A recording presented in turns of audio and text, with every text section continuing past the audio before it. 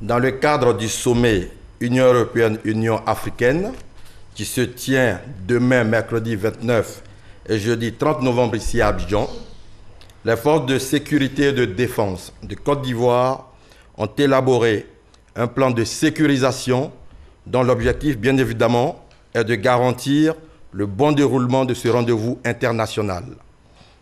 Cette opération, baptisée Eurafrique, déploie près de 6500 hommes issus de la gendarmerie nationale, de la police nationale, appuyés par les armées. L'opération a débuté le vendredi 24 novembre dernier et s'achève le 1er décembre 2017 prochain. Il s'agira essentiellement, au cours de cette période, d'assurer la sécurité des hautes personnalités des délégations, de faciliter leur déplacement et de sécuriser leurs lieux d'hébergement ainsi que les locaux devant abriter les assises.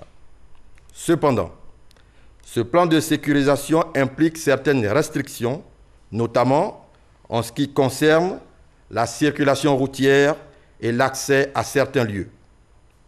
Pour ce qui est de la circulation routière, les transports en commun, usagers du boulevard Valéry Giscard d'Estaing venant de Grand Bassam, auront à effectuer certaines déviations et contournements tels que prévus par le plan de circulation. Pour ce qui est de l'accès à certains lieux, des dispositions particulières ont été mises en place.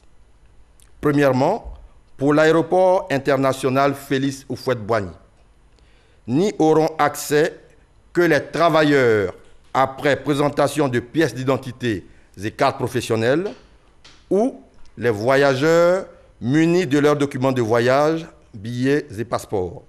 Pour les riverains et travailleurs de l'Institut national de la jeunesse et des sports à Marcory, ils seront soumis à des contrôles à des points précis.